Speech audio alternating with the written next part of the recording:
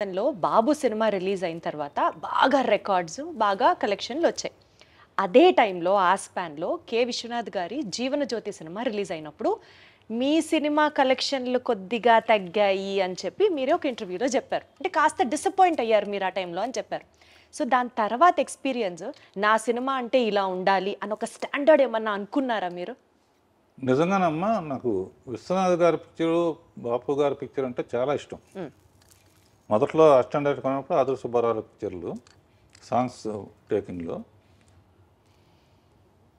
నా సినిమా బాగుంది 50 డేస్ వరకు బాగా ఆడుతుంది. ఈ లోపల జీవనజ్యోతి రిలీజ్ అయింది.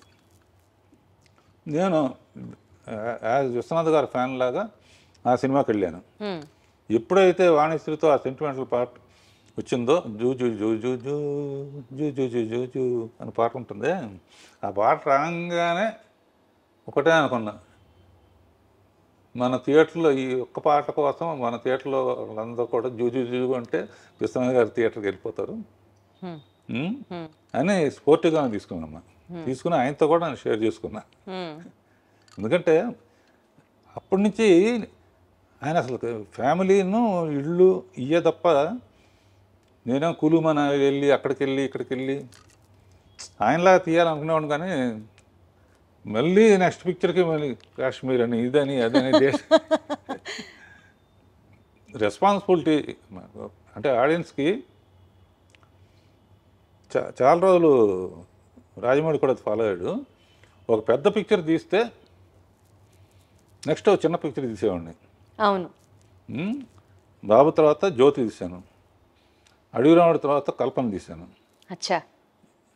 అట్లా పెద్ద parallel గా సినిమాలని చిన్న సినిమాలని రెండు బ్యాలెన్స్ చేయడం మీ స్కిల్. మురళీమోహన్, జయసుధ ఇట్లా చేసుకుంటా ఉంటే అడ్వాంటేజ్ ఏంటంటే చాలా రోజులు రాజమౌళి ఫాలో అయ్యాడు. కానీ వన్స్ మగధీరాను బాహుబలి అయిన తర్వాత ఇక అతని చేతుల్లో లేదు. ఇక చచ్చినట్టు ఇంకా పెద్ద సినిమా తీయాల్సింది. అంటే ప్రత్యేకంగా దాని వెనకాల రీజన్ ఏంటి? ఒక పెద్ద సినిమా, ఒక చిన్న సినిమా. అంటే చిన్న సినిమా అప్పుడు రాఘవేంద్రరావు సినిమా అంటారు, ఆ, పెద్ద సినిమా అన్నప్పుడు ఆ పేరు ఉంటుంది.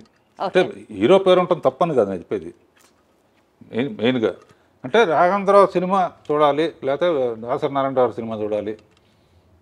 ఇప్పుడు ఏంటంటే రాజమౌళి సినిమా చూడాలి, సుకుమార్ సినిమా చూడాలి, అన్నీ అందరూ. మీ స్టైల్ ఆఫ్ ఫిల్మ్ మేకింగ్ లో రాఘవేంద్రరావు గారు ఒక గ్రాండియర్ ఉంటుంది. ఒక విజువల్ స్టోరీ టెల్లింగ్ ని మీరు అద్భుతంగా విజువల్స్ రూపంలో కానీ ఫ్రేమ్ సెట్ చేయడంలో కానీ మీ మార్క్ మీదే. అదే ఇందాక మీరు అన్నట్లు పెద్ద సినిమా అయినా అద్భుతంగా ఉంటుంది, చిన్న సినిమా అయినా బీభత్సంగా ఉంటుంది. ఆ ఎక్స్పర్టైజ్ మీకు సాధ్యం అంతే. నేను నిన్న క్వశ్చన్ అడుగుతాను.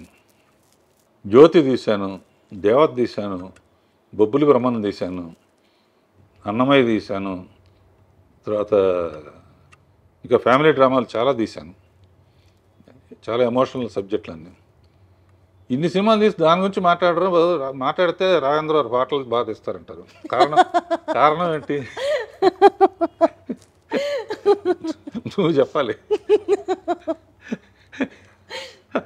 అడు చూపిస్తావా? అలా అని కాదు, బట్ అంటే అదే నేను చెప్తున్నాను కదా, ఏ ఫ్రేమ్కి ఆ ఫ్రేమ్ స్పెసిఫిసిటీ ఉన్నా light travels faster than sound అంటారు కదా. సో కొన్ని సీన్స్, కొన్ని సాంగ్స్ ఎస్పెషల్లీ మీరు సాంగ్స్లో యూజ్ చేసే కొన్ని ప్రాపర్టీస్ అట్లా నిలబడిపోతాయి అంతే. అది వేరే లెవెల్ అంతే. అంటే అది మెయిన్ తెలివితేటలను డామినేట్ చేసి అంటే ఇంకా మా మైండ్ని డైవర్ట్ చేసేసి మీరు చూపించే ఆబ్జెక్ట్స్, ఎస్పెషల్లీ ఫ్రూట్స్ యూసేజ్ కానీ, ఎస్పెషల్లీ ఫ్లవర్స్ యూసేజ్ కానీ మీ తర్వాతే అంతే, ఇంకా అందులో తిరుగులేదు.